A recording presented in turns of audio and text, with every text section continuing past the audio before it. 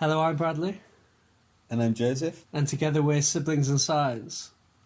What's today's topic, Joseph? So we're going to do something that's rather relevant. So if you've been looking at the news recently, you will have seen the Nobel Prize in physics has been given to something called optical tweezers. Okay, yeah, I think I saw that actually. So, what are optical tweezers? Are Okay, they? so How do they differ from your normal tweezers that you'll find in your drawer? so they actually have the same, or one of the applications is very similar to that as normal tweezers. Is to basically pick up things which are really small. The big difference, though, is, as the name suggests, that they are optical. They use light, or like they use a laser instead of normal tweezers, which just use bits of metal, I guess. Yeah. So that is they can be used to pick up things which are much smaller. So I actually was lucky enough to use one in my undergraduate labs last year. That's pretty cool. Yeah, it's really cool sort of stuff. So we had like a tray of E. coli, and you had like a microscope so that you could see the E. coli, and then we had this laser, and that laser can be used to pick up the E. coli and move them around. Okay, and so what's the use in that? So what we were using it for, you can use it to study how their flagella work. So I'm not a biologist, so if I say something that's biologically wrong here, that's me being ignorant about biology. But bacteria have things called flagella, and they're like tails of the bacteria.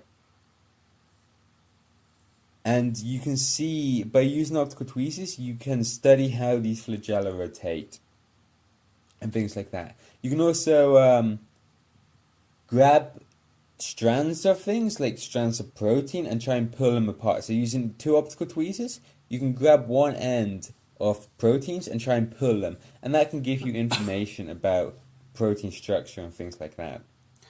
And how did the Nobel Prize winners? What were they doing with optical tweezers? So I haven't actually read much into it, but from what I've gathered, they were in the field. They were like doing the laser part of it. So they were designing or looking at how the lasers worked rather than the biophysical application. Of course, they probably had the biophysical application in mind. But so I think I'm going to actually explain roughly how optical tweezers work.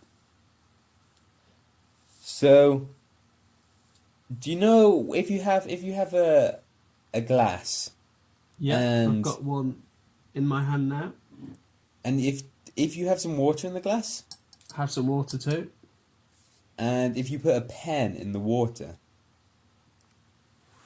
I don't have a pen, but I'm going to use my imagination. or put your finger in the water, that would work also. Yeah, finger. You can see your finger will be slightly moved compared to the rest of your hand. Slightly moved. So it won't line up correctly. Yeah. Okay, so this effect is called refraction. I'm just taking a sip of my water. Continue.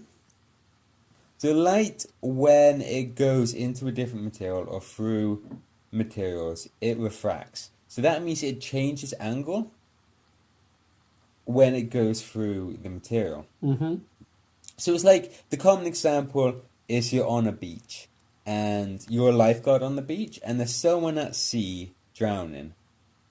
And you have to get to that person the fastest way possible. So you could either run straight to the sea and then swim out to them, or you could run along the beach a bit to roughly in line with them and then swim, or you could do a mixture of both. And the path that takes you actually the shortest distance is the path that you should take if you're trying to save someone's life, but it's also the path that light would take. So light travel, it travels the path of least time, basically. The path which would take it the least amount of time between 2 points. Okay. So that's why you get this refraction effect, this bending of light when it goes through a different material. Okay? Yeah. So if you didn't understand any of that, the one thing you need to take away from that is that when light goes into glass, for example, it changes direction. Yeah, got that. So this change of direction is very important because it constitutes a change in momentum of the light.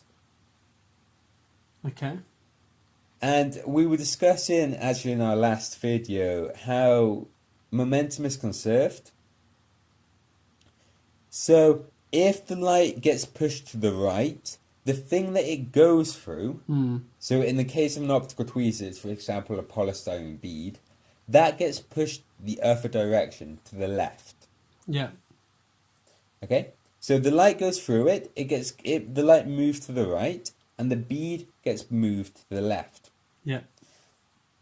So the clever thing about optical tweezers is that the form of the beam is such that when the bead is within the beam of light, I realize I'm saying two words that sound very similar here. So you have this beam of light and you have a bead. Yeah. The bead is in the beam of light, and if it moves away from the central position, the way the light's designed, it gets pushed back into that central position. So if it moves slightly to the right, then the bead will get pushed further left back to where that central position is. So this is what holds the bead. This is what traps the bead or whatever you're holding in one place. And you can move the laser around and the bead or the piece of bacteria or whatever will follow the light beam. Okay. And what's the future applications of optical tweezers? So, again, I'm not an expert on this area, so this is just me going on basic knowledge. They already have massive application anyway. Like the fact that you can study so much with them, like to go further. Well, like they've already had so much application to shine what I'm saying. I'm probably not qualified enough to tell you what is going to happen with them in the future, but I suspect that they will get even more precise, able to pick smaller things up, able to hold things more steady. You have this problem called Brownian motion, which kind of gets in the way of stuff, so they might be able to reduce that. Well, we'll have to wait and see for future Nobel Prize winners and hopefully some breakthroughs in optical tweezers. I hope you've enjoyed this episode of Siblings and Science. Please follow us on Twitter at Siblings and Sci, or visit our website. See you next time. Bye.